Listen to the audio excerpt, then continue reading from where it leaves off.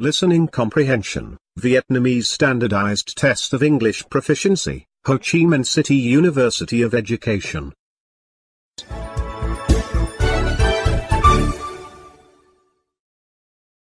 In this section of the test, you will have an opportunity to demonstrate your ability to understand conversations and talks in English. There are 3 parts in this section with special directions for each part. Answer all the questions on the basis of what is stated or implied by the speakers in the recording. There will be time for you to read the instructions and you will have a chance to check your work. The recording will be played once only. Time allowance is about 40 minutes, including 5 minutes to transfer your answers to your answer sheet. Part 1. Questions 1 to 8. Directions. In this part, you will hear 8 short announcements, or instructions. There is 1 question for each announcement or instruction. For each question, choose the right answer, A, B, C or D. Then, on the answer sheet, find the number of the question and fill in the space that corresponds to the letter of the answer that you have chosen. Now, let's begin with the first question. First, you'll have some time to read the questions 1 to 8.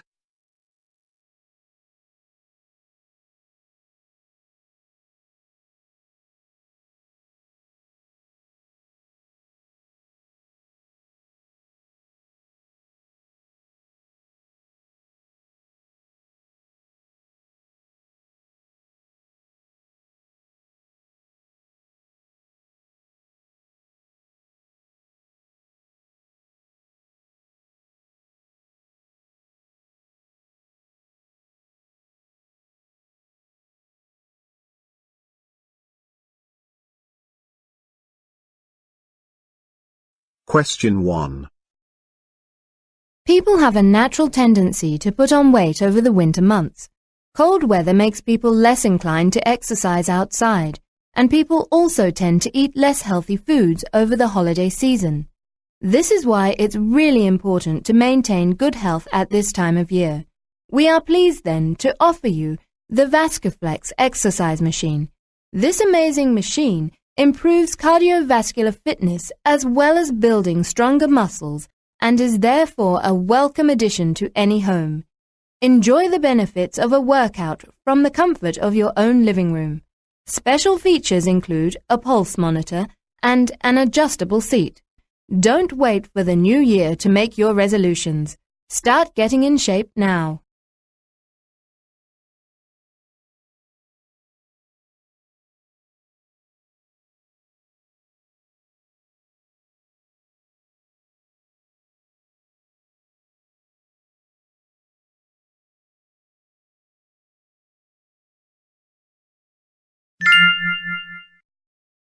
Question 2. This is the BCTV traffic report, giving you your rush hour update.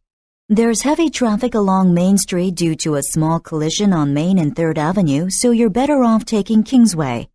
Highway 1 is also congested due to protesters in front of City Hall. Your alternate routes for that would be Terminal Street or Lougheed. Both are clear and free.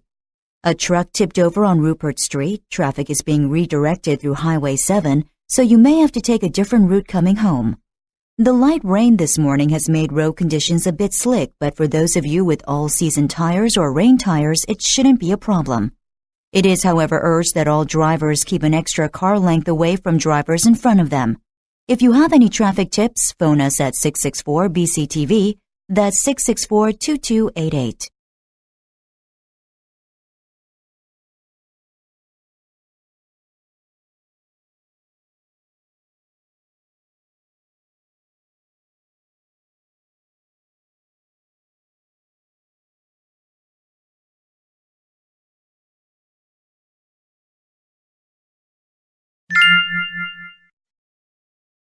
Question 3.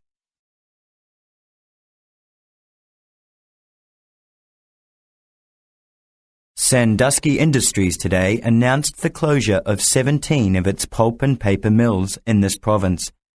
Citing substantial losses over the past 3 years, Sandusky's Regional Chief of Operations, Stephen Harrington, said that this decision was inevitable.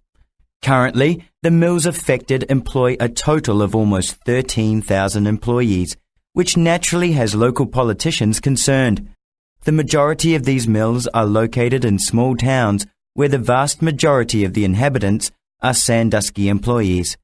Without these mills operational, the concern is that these communities will not be able to survive.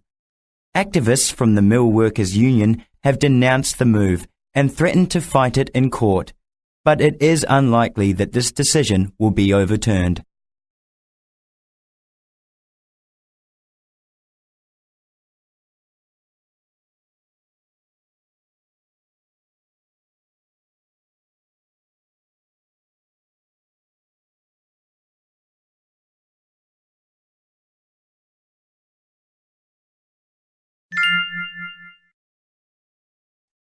Question 4.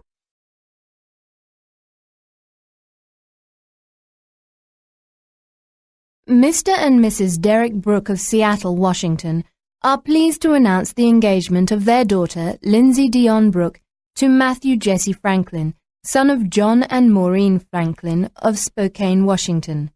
The ceremony will take place at St. Barnabas Church on Cotherell Road at 4 p.m. on Saturday, August 26.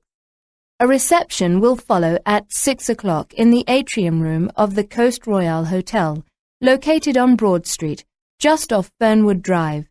Mr. and Mrs. Brooke would like to take this opportunity to offer their most heartfelt congratulations and wish the happy couple all the very best for the big day, as well as for many years to come.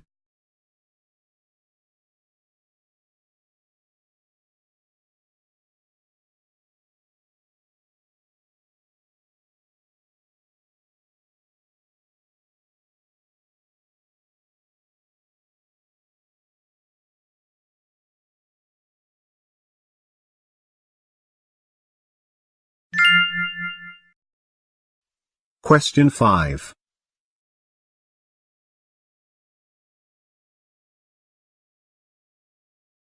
Hi Dale, this is Brendan from shipping. I know you're on your way home right now, and I'm really sorry to bother you, but I need you to come back to the warehouse and look at something really quickly. There seems to be some black mold growing on the walls near the loading dock. Apparently it's been there for the past 3 weeks or so. If it's a ventilation problem, we'll have to put in some new fans. If not, we'll need to have somebody come in to check it out. I hope you get this message before 4 o'clock, as I won't be around after that. If not, my cell phone will be on, so you can get a hold of me on that. Otherwise, call Mike in the office. Thanks.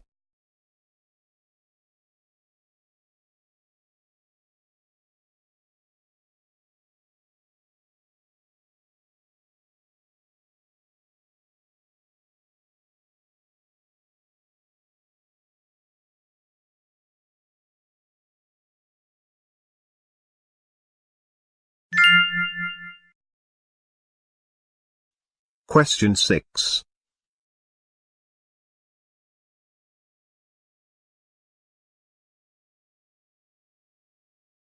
For a truly unique experience, try Howarth's Balloons Tours Limited.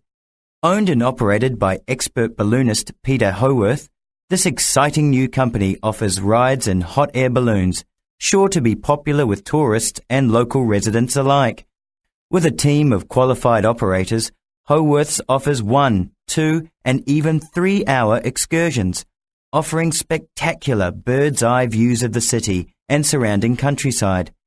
What could be more exhilarating than a trip through the clouds, cruising along at a comfortable speed, taking in the scenic beauty of the landscape below?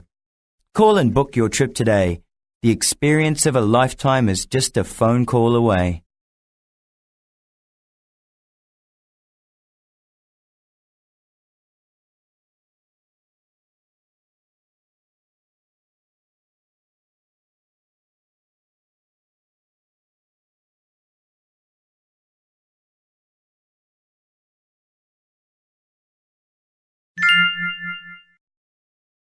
Question 7.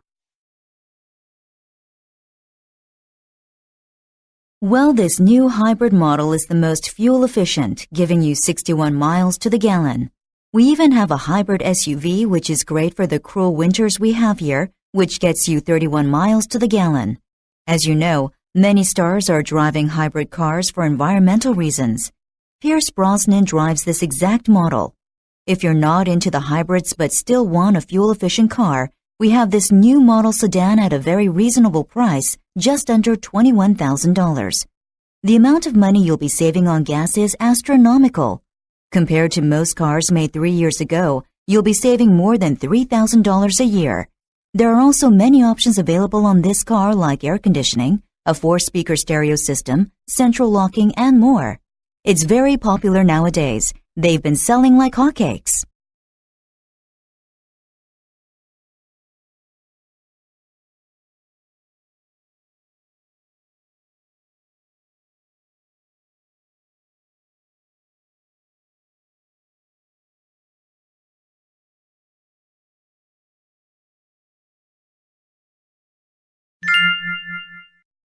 Question 8.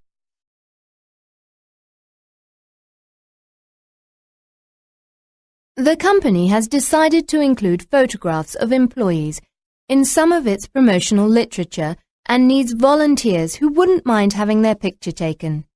Preference is for a diversity of ages and ethnic backgrounds, as well as an equal number of male and female subjects. Some photos will be individual and some will be in groups. The majority of these shots will be business-related. That is to say, you will be photographed in a series of work-related poses and not smiling for the camera. A photographer will be here in the office on Wednesday next week, so please come and see me by Tuesday lunchtime if you'd like to help out. I'd really appreciate it if we could get a big turnout from this department.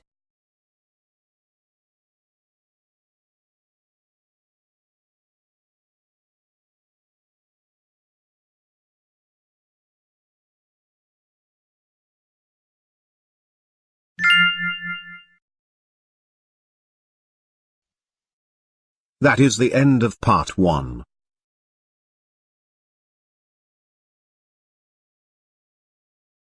Part 2. Questions 9 to 20. In this part, you will hear 3 conversations. The conversations will not be repeated. There are 4 questions for each conversation. For each question, choose the correct answer. A, B, C, or D. Questions 9 to 12 refer to the following conversation. First, take some time to read the questions 9 to 12.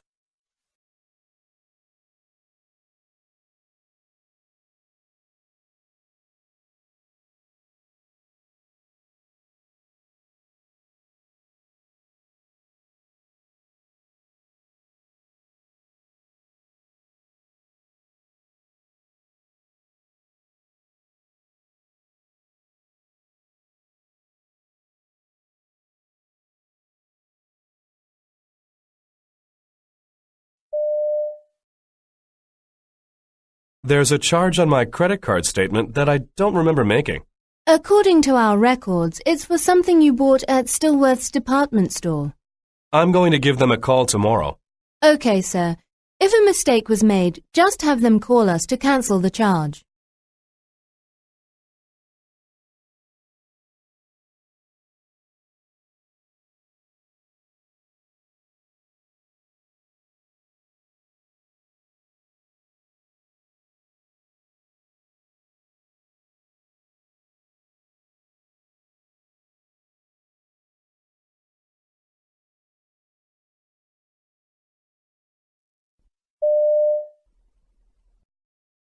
Questions 13 to 16 refer to the following conversation. First, take some time to read the questions 13 to 16.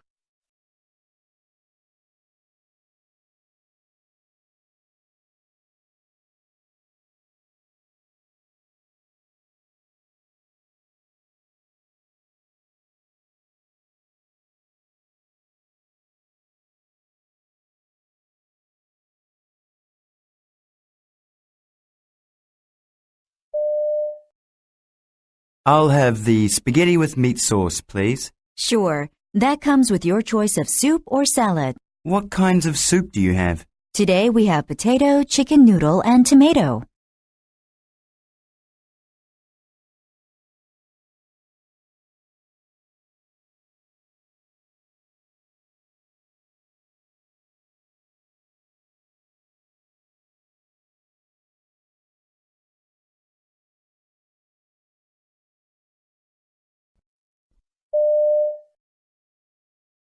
Questions 17 to 20 refer to the following conversation.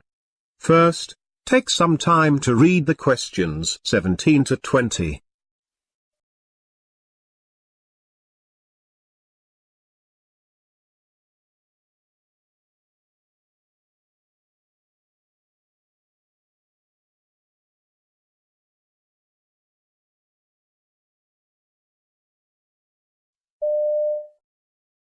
Have you found anyone who can fill in for Simon while he's on vacation next week? Janice says she can, but not until Wednesday. He's leaving Monday night, so we'll be short-handed on Tuesday. Do you think that Carl would mind working overtime that day? I doubt it. He could probably use the extra cash.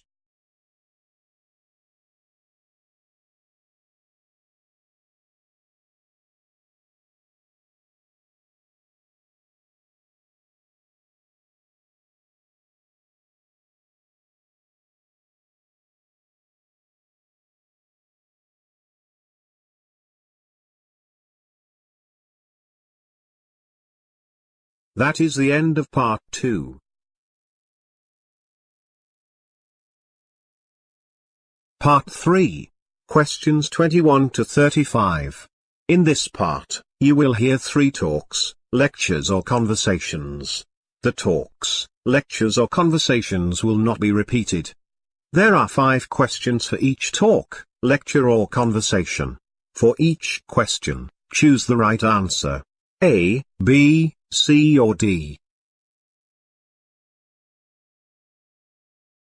Questions 21 to 25 refer to the following professor's lecture. Listen to part of a lecture in a geology class. First, take some time to read the questions 21 to 25.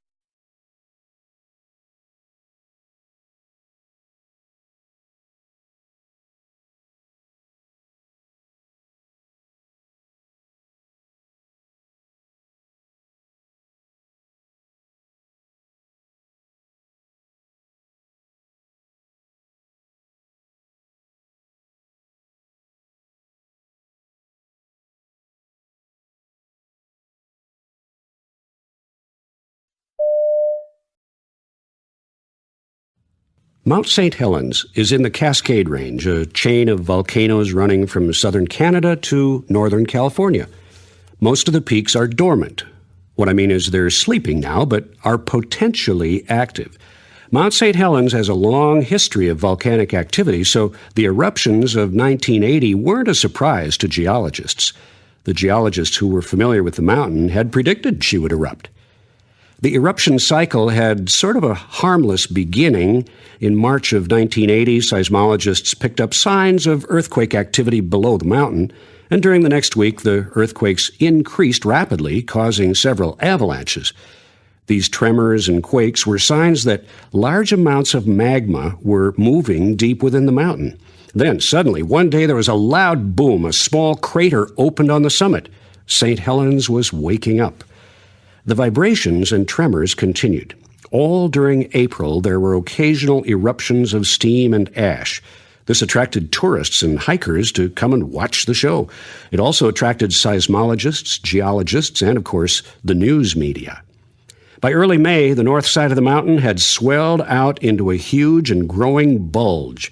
The steam and ash eruptions became even more frequent. Scientists could see that the top of the volcano was sort of coming apart. Then there were a few days of quiet, but it didn't last long. It was the quiet before the storm. On the morning of May 18th, a Sunday at around 8 o'clock, a large earthquake broke loose the bulge that had developed on the north face of the mountain. The earthquake triggered a massive landslide that carried away huge quantities of rock. Much of the north face sort of swept down the mountain. The landslide released a tremendous sideways blast.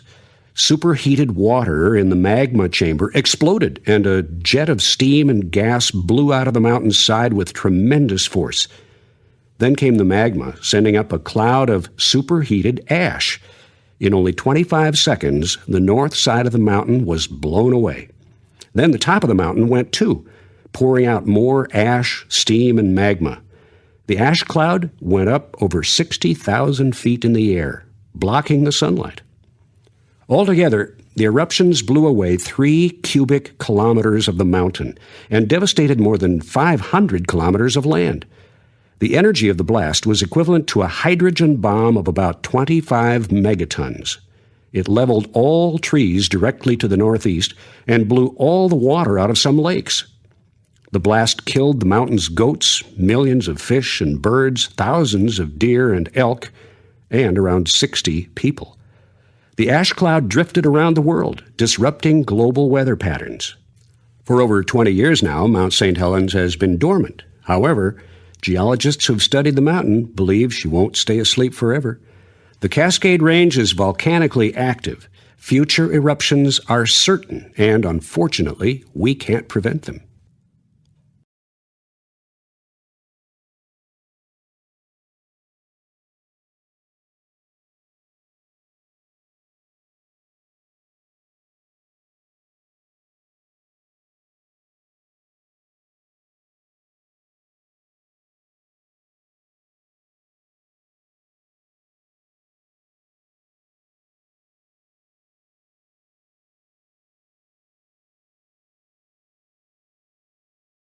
Questions 26 to 30 refer to the following conversation. Listen to a discussion in an economics study group. The students are studying for a test. First, take some time to read the questions 26 to 30.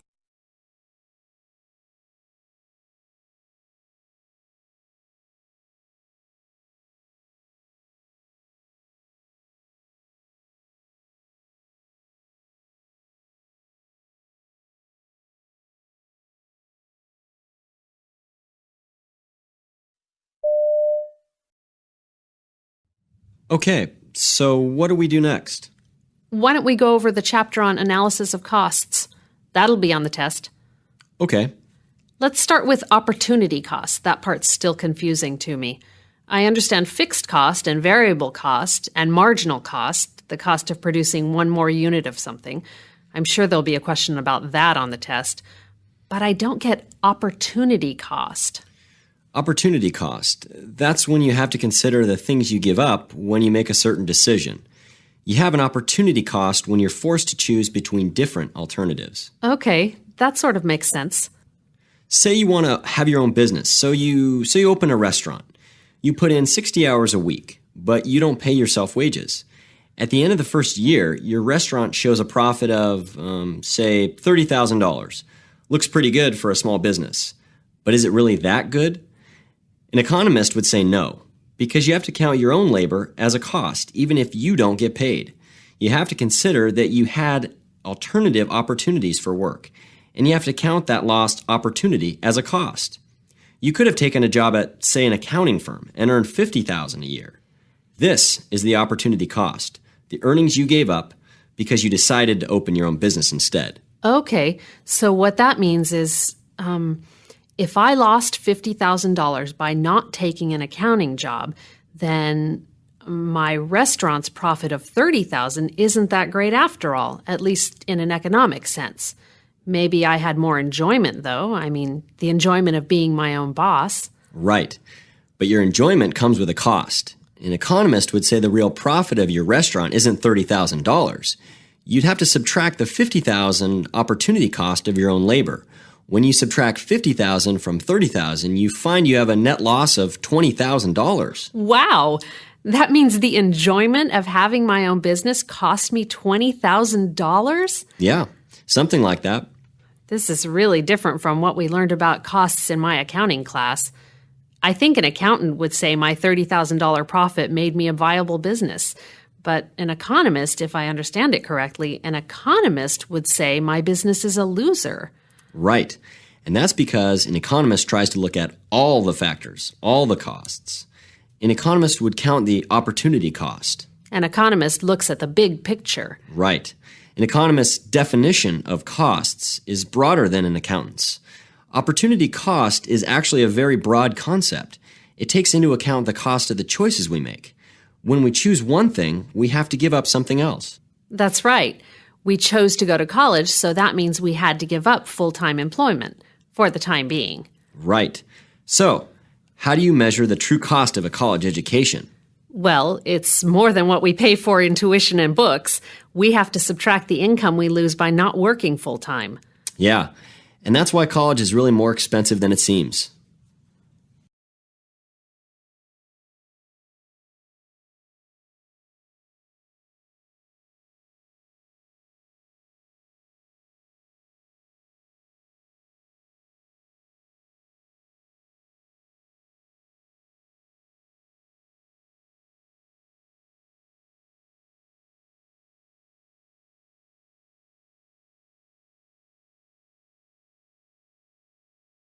(31 to 35) refer to the following professor's lecture. Listen to part of a lecture in a history class. First, take some time to read the questions 31 to 35.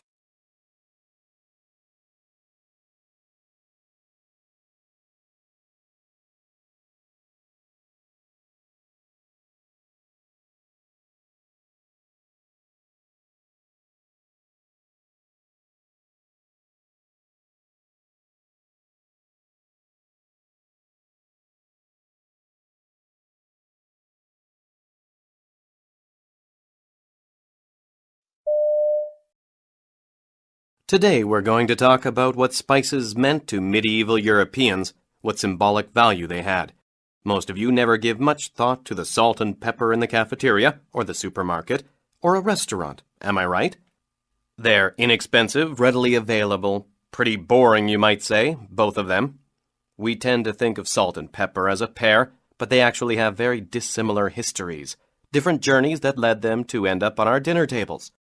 First, let's look at salt. In moderation, it is an essential part of a healthy diet, but it's so common nowadays we wouldn't consider it valuable. The attitude was different in, say, some kingdoms of Africa that maintained ancient salt trading routes across the Sahara Desert, some of which still exist today. Of course, people need some in their diet, but it was valuable mostly because it was one of the few substances known to keep foods from spoiling quickly. Our word salary comes from the Roman practice of paying soldiers partly in salt rather than entirely in money. But, back to my point, trying to lay out some symbolism for you here. While medieval Europeans would have considered salt a very necessary substance, they also considered it very mundane, nothing special, sort of like how we see it today. Now, pepper was the exact opposite. Medieval Europeans developed quite a powerful taste for pepper and other spices like cinnamon and nutmeg. Sure, you could use pepper or nutmeg or cinnamon to season your food, but they're not essential to the diet like salt. Some people believe that these spices were important for preserving food or even flavoring food that was no longer fresh. Well, that's not such a good explanation for the popularity of these spices, as medieval Europeans already had salt and plenty of native herbs to flavor or preserve food. Does anyone have any ideas why pepper and other spices might have been so popular? How about you, Diane? Maybe they taste better? Sort of. You're headed in the right direction. I mean, they were more desirable and taste may have been one factor, but something that's strange or different or exotic might be more interesting, right? And so, it was with pepper and other such spices like cinnamon, ginger, cardamom. Sorry, Professor. But how exactly could pepper be exotic? Good question. See, they didn't call this time period the Dark Ages for nothing. Travel and commerce across long distances were dangerous and rare. Your average European was generally not in contact with anyone outside his or her local world, say within a 10-mile radius or so, except through the church. But that's a whole different issue that we're going to bypass for the moment. Now where was I? Oh yes, so pepper came mainly from India, and cinnamon from Ceylon, what we now call Sri Lanka. But very few medieval Europeans had the slightest idea where they came from. All they knew was that merchants could buy spices from Arabs in Egypt. Where the Arabs got them from was a mystery. So, the spices were valuable just because they came from far away? Yes, right, but even more than that, and this is what I want you to get out of our discussion today. Because spices were rare, pretty much only purchased by the upper classes, nobility, not by the masses, there's no way you'd find pepper on a table in a medieval university dining hall, and if you did, you wouldn't take it for granted. You'd feel pretty special eating it. Because they came from so far off, well, the disconnected Europeans weren't quite sure where a lot of them came from. Spices were actually thought to have their origins in paradise. So people actually believed spices came from heaven? Well, not exactly what we think of as heaven today. In the worldview of medieval Europeans, paradise was some physical place on earth, someplace far off and unknown, but real. That's what gave exotic spices their symbolic value. Salt, like salt today, was available to all, a very democratic item, you might say. Pepper, cinnamon, and so on were reserved exclusively for the aristocrats, kings, queens, ruling nobility. Spices were more than useful. They set the rulers apart from their subjects and suggested that they, the higher classes, were closer to paradise than the commoners. Now get ready to answer the questions.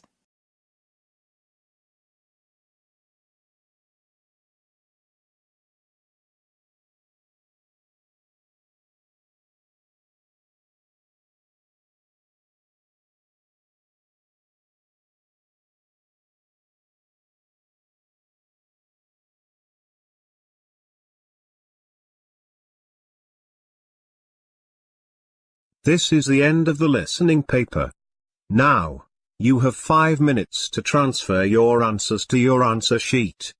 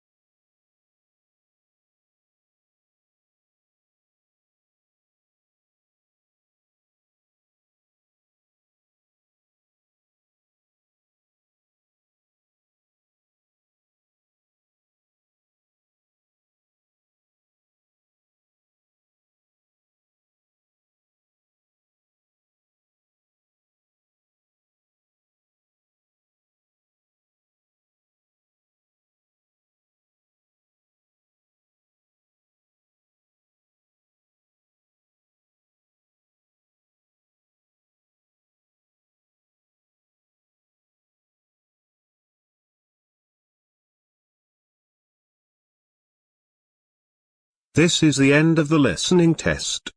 Please put your pen down.